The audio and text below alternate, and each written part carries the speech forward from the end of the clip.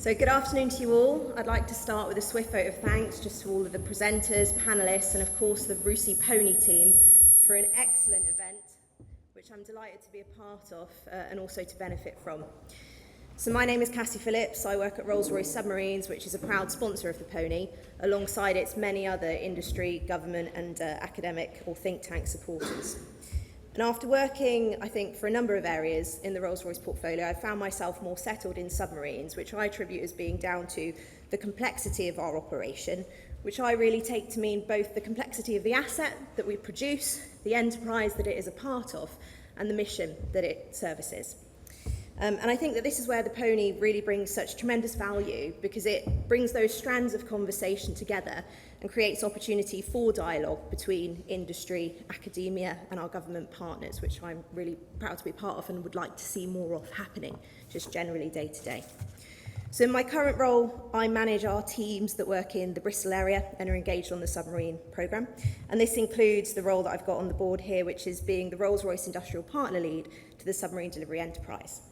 The Submarine Delivery Enterprise sits as part of the national endeavour and the broader defence nuclear enterprise that was referred to by Joe earlier today, but it's specifically concerned with increasing collaboration across the four lead parties to the delivery of the submarine assets, which are the Submarine Delivery Agency, which is part of the MOD, BAE Systems, Rolls-Royce and Babcock.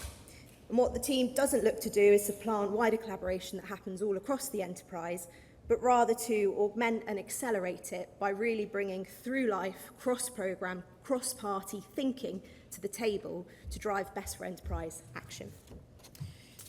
So it's my pleasure to chair panel 3 today, which will be on emerging technologies and their impact on deterrence and arms. Our first panellist today is Vhaire Gudgeon, a recent graduate of the University of Bristol and soon to take up an MA at King's College London in National Security Studies. Vhaire completed her dissertation on the impacts of emerging and disruptive technologies on the foundations of nuclear deterrence doctrines. And she'll draw on this knowledge today as she takes us through her presentation, Cracks in the Foundations, the Eroding Stability of Nuclear Deterrence Doctrines Against Emerging and Disruptive Technologies. So Vhaire, please come to the stage. Thank you so much to Cassie for the kind introduction. I also want to say thank you so much to UK PONI and Rusi for allowing me to be here today and to speak to you all. So to everyone else, good afternoon and welcome to my presentation on the impact of emerging and disruptive technologies on nuclear deterrence doctrines. So the presentation is structured to first outline which are the technologies considered most disruptive to nuclear deterrence, and then return to 3 foundational assumptions in turn to understand exactly how these technologies are undermining our traditional understandings of deterrence theories, which are in turn the unfeasibility assumed of counterforce operations, the secure command and control communications structure, and the rationality of the state as understood in realism as the central actor for deterrence. I will then conclude with the wider implications of this eroded conception of deterrence for both alarmism, but also with opening avenues for optimism. So the foundational wisdom of nuclear deterrence is that the fear of retaliation will prohibit nuclear war. However, these realist conceptions of deterrence were largely founded in the bipolar context of the Cold War, and many contemporary analyses of nuclear deterrence rest on these foundational assumptions, as though the context has not changed largely since the 70s. But these assumptions significantly predate the current widespread use of digital technology in nuclear systems, and therefore they may be ill-equipped to contend with the changing risk picture as EDTs emerge across civilian and military landscapes. So for the purposes of this presentation, emerging technologies refers to those whose potential impact is yet to be fully seen in their useful warfare, because they are not significantly in use by any nation's military, which significantly relates to artificial intelligence, cyber threats, and hypersonic weapons, which are additionally vital to understand because of their imminent ubiquity for their dual use capabilities.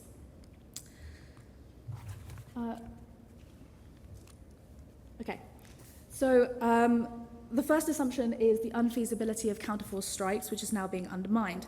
So a counterforce strike refers to an attack on an adversary's nuclear arsenal, which destroys their assets to preclude for the possibility of retaliation. So the ability to protect your nuclear arsenal from a counterforce strike is one of the central to stable nuclear deterrence. So this protection is the realm of military planners, and measures to protect include hardening, making your arsenals physically resistant to damage, concealment, and also redundancy, ensuring your arsenals are large enough that they could not be feasibly wiped out in a single strike, as well as more recent developments in missile defense, such as ballistic missile defense systems.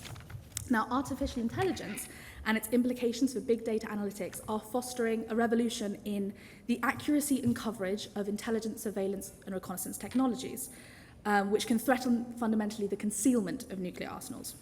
So the implications of this are that AI can synthesize an ever-increasing amount of data to have potential in the future to locate arsenals, which has severe implications for the possibility of preemptive strikes. Cyber threats, additionally, can undermine nuclear hardening measures by attacking the digital systems which support their physical security infrastructure, such as hardened Minuteman silos, which, due to their connection to the internet, are believed to be particularly vulnerable to cyber attacks. Now, some have argued that hypersonic weapons actually represent a reaffirmment of traditional nuclear deterrence because they represent a return to understandings in the foundations of mutually assured destruction in response to innovations in ballistic missile defense systems. However, whether or not hypersonics can penetrate ballistic missile defenses, in the strategic environment today, the perception that these weapons can defeat such systems is what might prove destabilizing. This perception can promote technological arms racing, which is already visible in the rapid pursuit of hypersonic technology and weapons within Russia and China particularly. So if there therefore has been a revolution in counterforce technologies, the risk picture may have fundamentally changed from a use it and lose it deterrent, where if you send a first strike, you face instant retaliatory obliteration, to a use it or lose it incentive, where the first mover advantages for states are dramatically increased by the concern that their second strike capability can soon be fundamentally taken away from them in a comprehensive counterforce strike. So the concern is that some of these technologies are opening the door to preemptive strikes, which can position forces rigged for hair-trigger responses, entirely antithetical to stable deterrence. As a contemporary example, Russia in particular is increasingly investing in large, hardened, silo-based intercontinental ballistic missiles with multiple independently targetable re-entry vehicles. There's big acronyms here.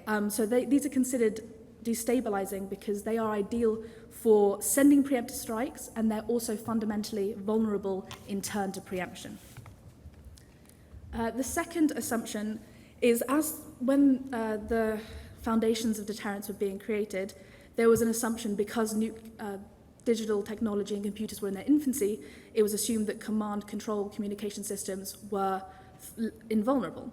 And this is vital because the basic retaliatory tenet of being able to launch a secondary strike, necessary for nuclear deterrence, as it's been understood for decades, depends on this secure command, control, and communication structure in order to assure credibility. So it can show their state's capability and resolve, and it can assure that there will be no unintentional or unauthorized launch. So cyber attacks are a grave threat to these nuclear weapon systems because we often see they're relying on increasingly outdated software. Cyber attacks target 0 days, which really increases decision makers' uncertainty because states can have no prior knowledge of failings of their nuclear systems until a crisis moment, which has significant implications for our understanding of deterrence. So at times of heightened tension, cyber attacks can cause an escalation resulting in the worst case scenario in the use, such as inadvertent launches stemming from a reliance on false information and data or deliberately incorrect information implemented into the communications system from hacking, jamming, spoofing, and these cyber threat methods. A system that has been attacked by cyber means jeopardizes the integrity of this communication, and it can't be trusted in nuclear decision making.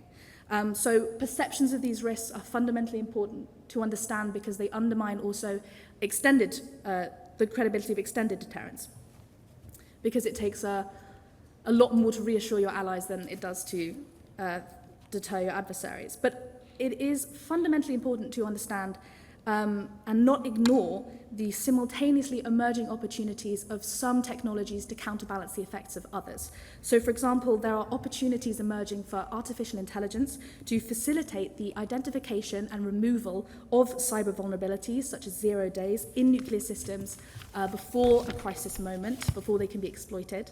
So, emerging technologies in this regard are enabling, and we can pursue opportunities for them to counterbalance disruptive effects of others. AI could therefore have implications for increasing the security of nuclear systems and identifying unforeseen cyber vulnerabilities, something that DARPA is already looking into for conventional military systems. So the final assumption that I'll be talking to you about today is the central realist ontological claim that the state is a rational actor. This is a traditional understanding of deterrence, which assumes the state as the key agental actor, and it critically depends on the state to have rationality and self-discipline on the part of the person to be deterred, because if states cannot be expected to behave rationally when confronted with the threat of a nuclear strike, then they cannot be reliably deterred, and it undermines our understanding. However, there is a concern here where states are pursuing the implementation of AI in nuclear systems, because this concern is exacerbated where states may delegate sensitive decision-making to artificial intelligence, which is quite likely considering that even during the Cold War, a degree of automation in nuclear systems was visible with the Soviet Union's perimeter system. So many states are pursuing quite aggressively this rapid integration of AI in automated systems with human decision makers alongside. The UK's DASA launched a project in 2019 aimed at revolutionising the way that warships make decisions using artificial intelligence, and similarly the MOD has announced its intention to exploit these technologies at speed, with the MDP willing to accept a higher risk in its pursuit of these novel ideas because they drive operational advantage. So the haste with which these emerging technology are being implemented into military systems to drive operational advantages are being buttressed by assurances that humans will remain in control of decision making. But as any user here of any modern innovations like ChatGPT can attest, artificial intelligence frequently generates content that can be seen and understood as correct, but it is not. These systems are brittle, they struggle with deviations in data that they've not been trained on, and they can generate these sort of feedback loops which are deeply concerning. So even while governments assert that the implementation of AI will be closely integrated with human decision makers still behind the wheel, we need to be concerned where human analysis could be reduced to the level of the machine in this way due to automation bias. The presence of automation bias and the fallibility of knowledge produced by these systems significantly reduces our assurances that we can trust the decisions made by the state in terms of nuclear deterrence, which has direct impacts in undermining the claim that the state is going to be a rational actor moving forward.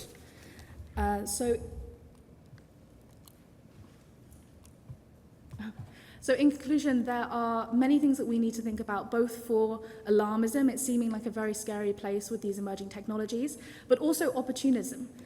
So the fears that have been generated that I've discussed so far is the perception that counterforce strikes may be increasingly feasible, the concern that there's going to be an incentive towards preemption in this way, that decision-making is going to be impacted, and all of this is important to deterrence because it's undermining the credibility of second strike capabilities, it's undermining the credibility of mutually assured destruction, which is essential to nuclear deterrence. But there are also important things to keep in mind about the opportunities of these technologies, because they are just enabling technologies in this way, as is the quote, they're more like electricity than one specific generation of a technology. So we should not be so caught up in perhaps this self-reaffirming cycle, because if we perceive certain alarmist fears of arms races to be inevitable, then that may become the reality, whereas we could also focus on the effects of certain technologies to counterbalance the impacts of others, and also opportunities for these technologies, such as discussed AI's facilitation of analysing coverage data to look at nuclear opportunities for nuclear monitoring, nuclear verification, things that will perhaps have practical implications for arms control and proliferation.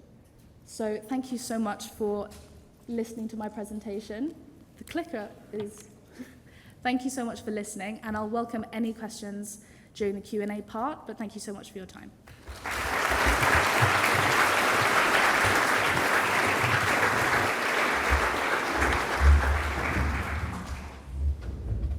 Thank you, Vhaire, for, I think, such a well-considered presentation. I think I really appreciated the focus that you put on AI as an actor in the equation, and that right now we can't necessarily predict how that's going to change the human and the emotional response to either escalation or response in the military environment or defence environment.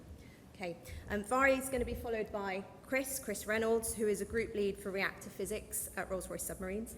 Chris has been with Rolls-Royce for 10 years, having come through the nuclear graduate scheme, which some of the people in our audience might also have come through, following a master's in physics and astronomy in Cardiff.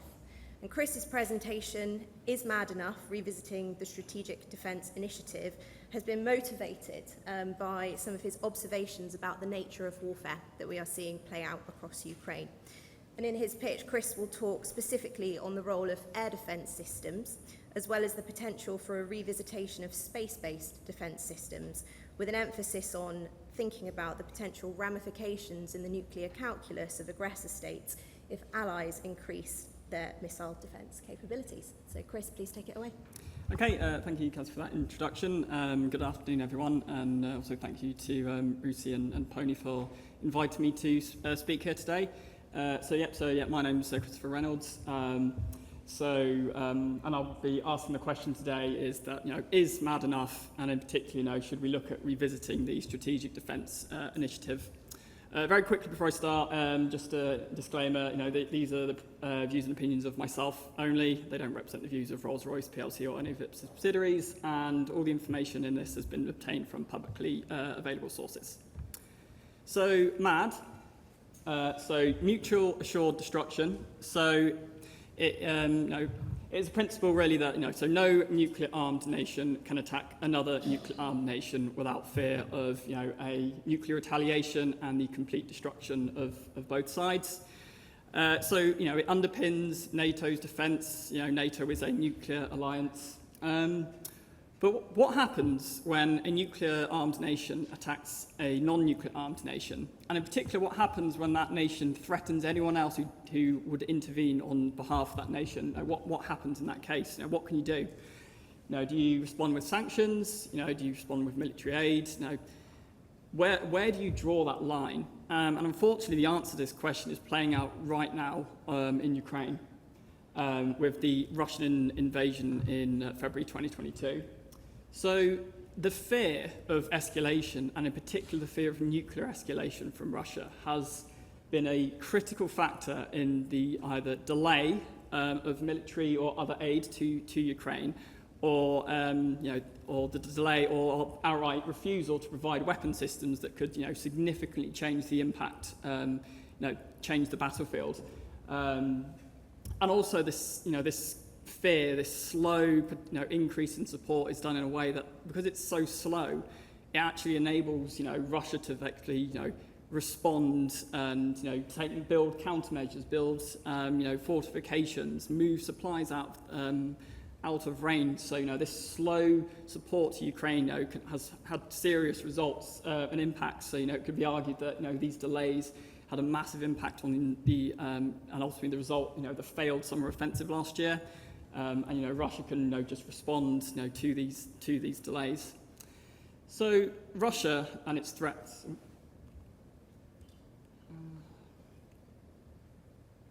So Russia and its threats, and in particular Russia and its threats to the UK. So you have the former Russian president saying, oh, if Russia loses the war in Ukraine, it's going to unleash its arsenal on the United Kingdom and its allies. You've got Russian state media, I don't know how many people saw this particular video, saying, oh, they're going to launch a nuclear tsunami across the UK. And whilst you can almost argue that, this is just Russia playing to its domestic audience, how real are these threats? What we can't forget is that Russia has actually committed nuclear and chemical attacks on UK soil. You had the polonium poisoning of Litvinenko, you have the Novichok attack in Salisbury. So, we can't dismiss these threats from Russia completely out of hand. But, what can be done? Well, what we need to do is we need to reinforce that the only time a nuclear strike is ever worth the risk is in retaliation to a first strike or when the existence of your state is threatened. So you need to build defences such that, if you launch a first strike, you definitely won't win, but you might conceivably lose. Your weapons could be intercepted. You need to destroy these defences first, which could allow more time for your adversary to actually respond. But such defences, they're never going to be total or guaranteed. So actually, even if you have these defences yourself, that then doesn't give you free rein to do what you want. So just because you have these defences doesn't mean you can then just go and attack a nuclear-armed nation, because the risk, the reward for attacking a nuclear-armed nation is never going to outweigh the risk in doing that. So this has been looked at before. So in particular, it's been looked at by the Strategic Defence Initiative. So this was started in 1984 in the US by Ronald Reagan. So it was a series of projects and development programs looking at building defences to protect the US and its allies against nuclear attack. Of particular note was what was called Project Excalibur. So this was effectively an X-ray laser system that was based upon the principle of having orbiting nuclear weapons, and upon detonation they could then drive a series of X-ray lasers that would be able to destroy many ballistic missiles at significant ranges and in significant volumes. It did show some early promise, but ultimately it failed some key tests in, I believe, 1986. And ultimately got overtaken by events. You had the end of the Cold War, so huge loss of political support, the technology was immature. It was ultimately renamed in 1993 to the Ballistic Missiles Defence Organisation, which I think now exists as the Missile Defence Agency. But since then, what's changed?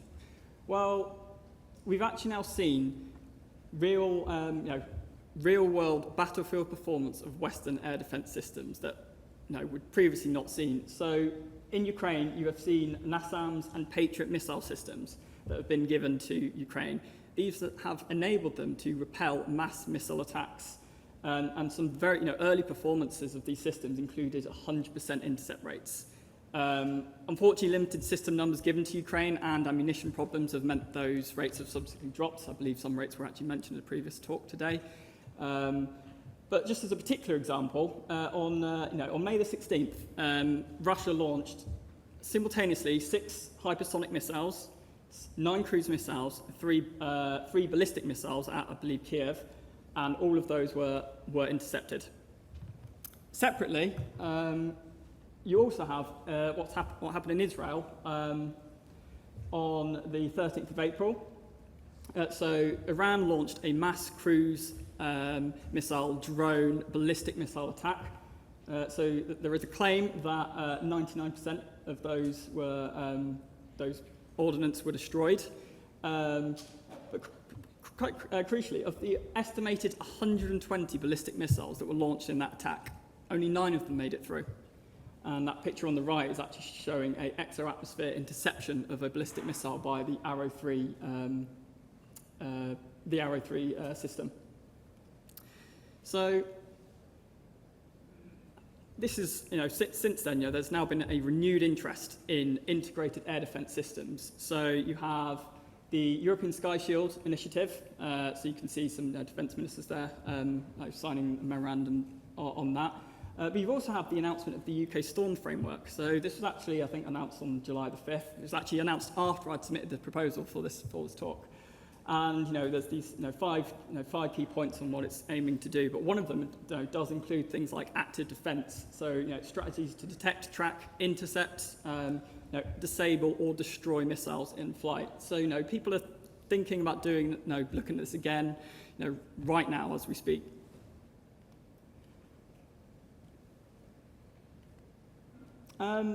Also, there's been since the SDI, there's been significant development of directed energy weapons. So here's some examples. So the top right corner shows a test shot of Dragonfire, which is a laser system being developed in the UK right now. You also had the YAL one, so that was the airborne laser. So that was a megawatt class chemical oxygen iodine laser. It was cancelled ultimately, but it had some successful test shots. So it was a megawatt class laser with successful shoot down of ballistic missiles. You've had other systems such as the ANSEC-3 laser weapon system. So this was field tested on the USS Ponce. And then you've got other developments such as the Helios system.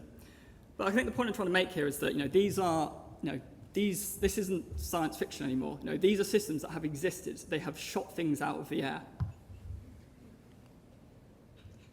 There's also a renewed interest in space-based nuclear. So just a very quick couple of examples. Rolls-Royce are looking at microreactors, but the one I want you to particularly focus on is the NASA, the DARPA one. I think it was actually also mentioned earlier in a previous talk. So they're looking at a nuclear thermal rocket that could potentially demonstrate as soon as 2027. So this will be important. I'll come back to it.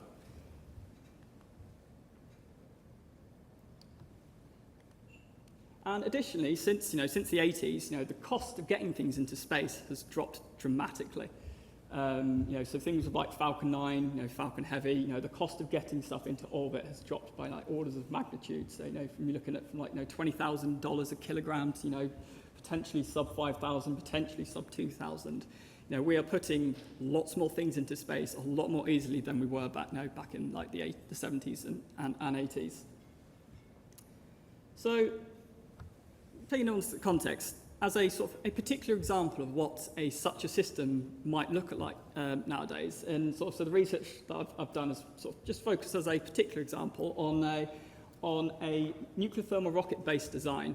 So this is from a paper that I referenced at the bottom, and that's its core layout. So this is a space-based core that is based on a nuclear thermal rocket, but instead of having a rocket, you effectively swap out the rocket and you effectively put a laser cavity to it. Now, it's dramatically simplifying here.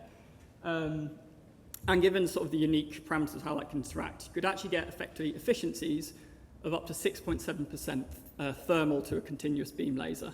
So, this is a big increase on, I think, 1% that you can get from other electrically driven lasers coupled to nuclear. And on that particular design, so that ultimately came to about power for this paper of about 34 megawatts.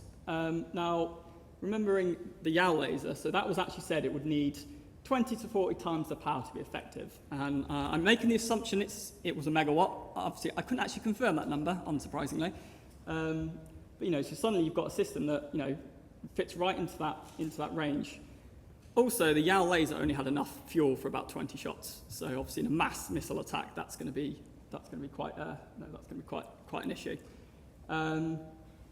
Additionally, you've got potentially such a system you could have supported by ground-based lasers, so, like the ones that are in development.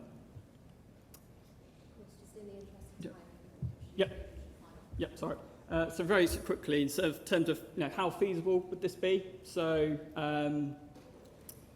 so such a constellation for this could actually ultimately be achieved by 200. Now, originally it was looked at, and it could have been, they were looking originally at 700, so that's a dramatic reduction. So the implications of this, by basically having significantly multi-layered air defence systems supported by space-based weapon systems, could dramatically reduce the number of nuclear missiles that reach their target.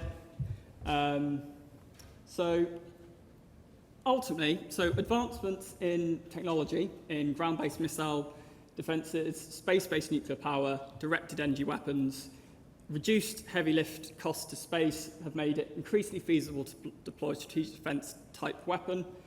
It's unlikely to offer 100% results, but ground-based interceptors have offered significant results. Not enough to justify the risk of a first strike, but it's enough to make an adversary think twice before launching a first strike when their own state's not under existential threat.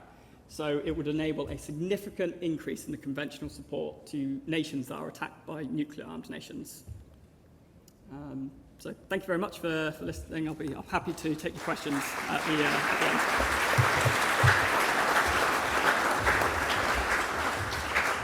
end. So moving on to the final panel. So finally we welcome our dual panellists, Harriet Boyd and Jack Selwood, both of which are performance and effective analysts at MASS.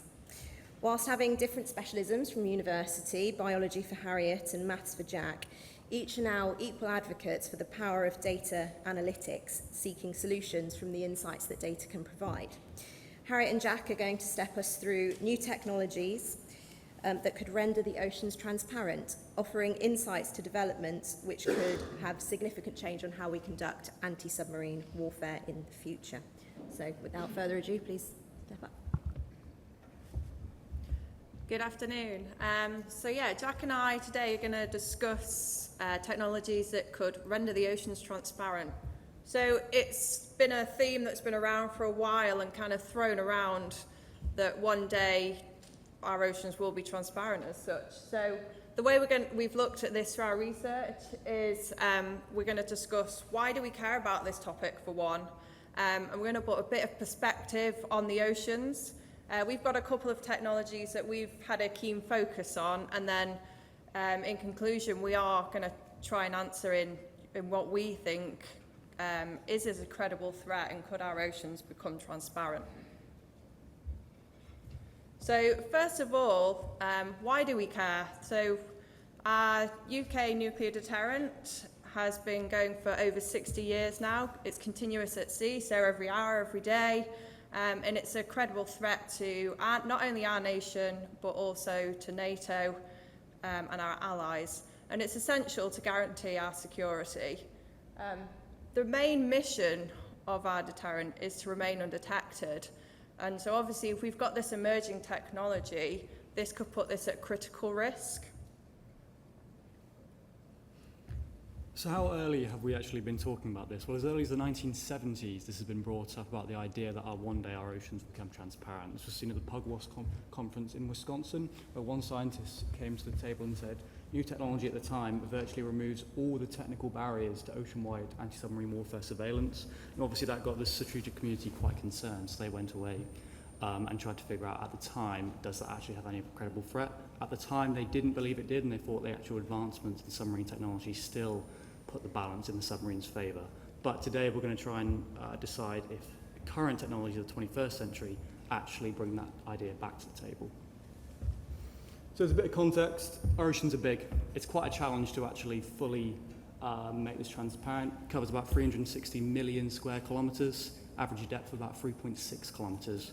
Whereas our submarines, albeit they are quite big, about 150 metres long, about 13 metres of beam, it would be equivalent to about 1 grain of rice in 670 Olympic-sized swimming pools.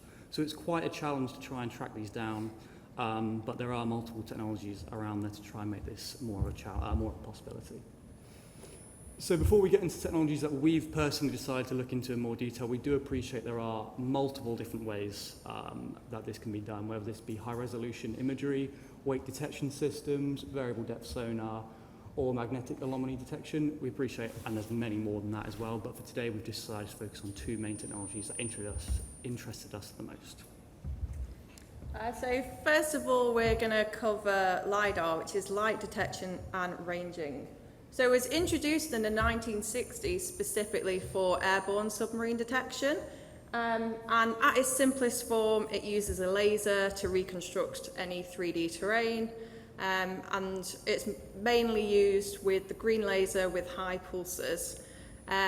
We currently use it in all different scenarios at the moment, whether that's spatial in the new cars, or predominantly we use it for bathymetric maps.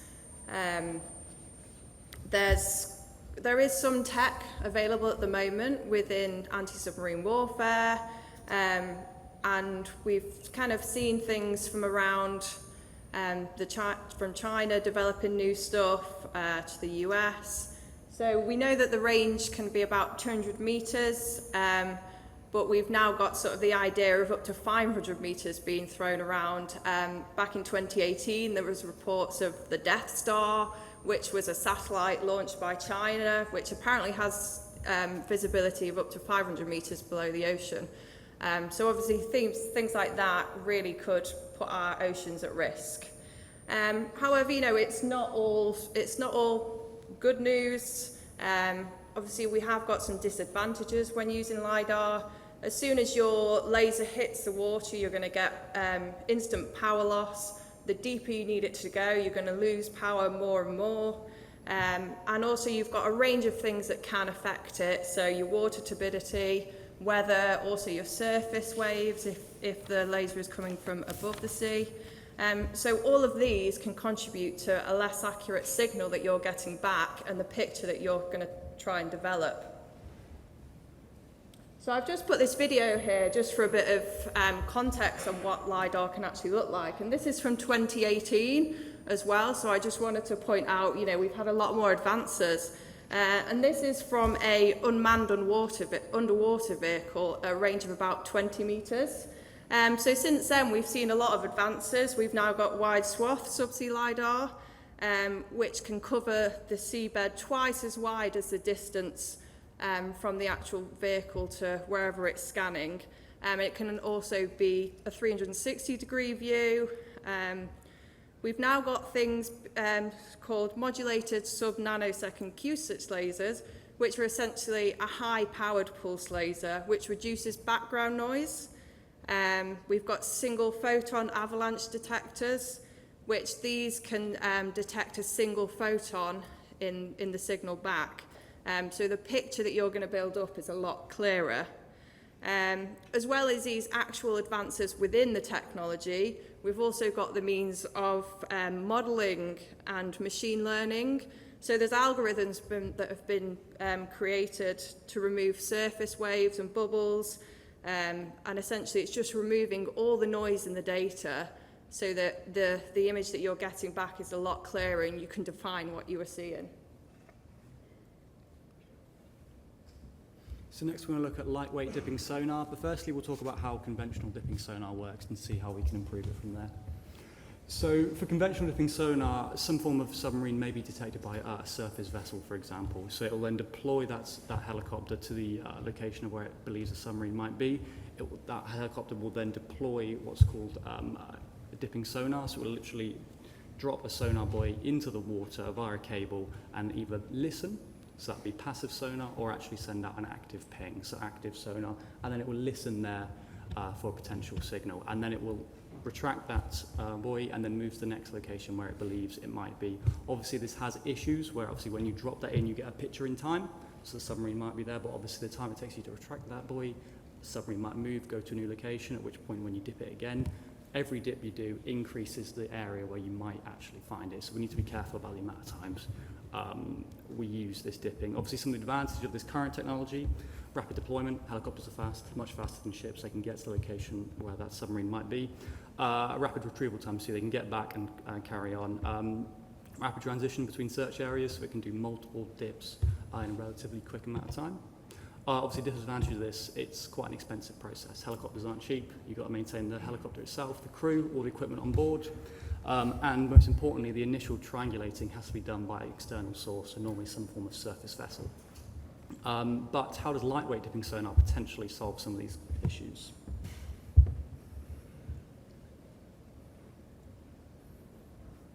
So along with the helicopter, that would still get deployed. It'll actually be deployed with RWUASs, or rotary wing uncrewed air systems, essentially drone helicopters. And these will be deployed with the helicopter itself, and then they will do what's called a multi-static scan, where they will all drop their sonar buoys in at the exact same time. Now this will allow them to triangulate basically quicker, allowing for that less dipping amounts, which will then allow them to triangulate the submarine at a much quicker time. Obviously, advantages of this are potentially quicker times to track it down, less amount of times they've got to actually deploy the buoys, which then increases the search area, so they can reduce that quite quickly. Much cheaper than helicopters. So obviously if you have the technology, then it can be much cheaper. Obviously the main disadvantage is the equipment currently on board the helicopters, it's heavy, it's expensive. Trying to actually get a usable equipment and reduce that size and weight and fit it on drones is currently a challenge, but companies are underway of trying to solve this. So, as you just heard, we have got some great advances in technology. However, there is still a lot of disadvantages to these. We've still got a limited range. We're still relying on airborne vehicles or surface vehicles, and so they're going to come with a limited range. We've got some high costs involved with them, not only in the running but also the developing. We've also got great advances, but they aren't all compounded. For such as LiDAR, we've got all these advances going on in different areas, yet in order to get something that's going to be fit for the job, really we need to compound all these advances and apply them actually into the ASW area. And also, let's just bring it back to the ocean. You know, as Jack said, we've got a grain of rice in 670 swimming pools. So you can deploy all of the unmanned drones that you like, but you are still searching such a vast area on the possibility of finding something. And I think also the international absence of concern is something to feature here.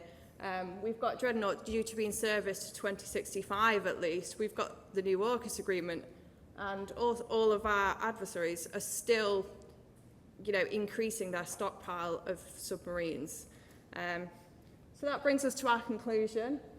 From our open research, we view that at current, the advances in technology are not a credible threat now, and we do not believe that in the near future either there is a credible threat to the UK deterrent. Thank you very much, everyone.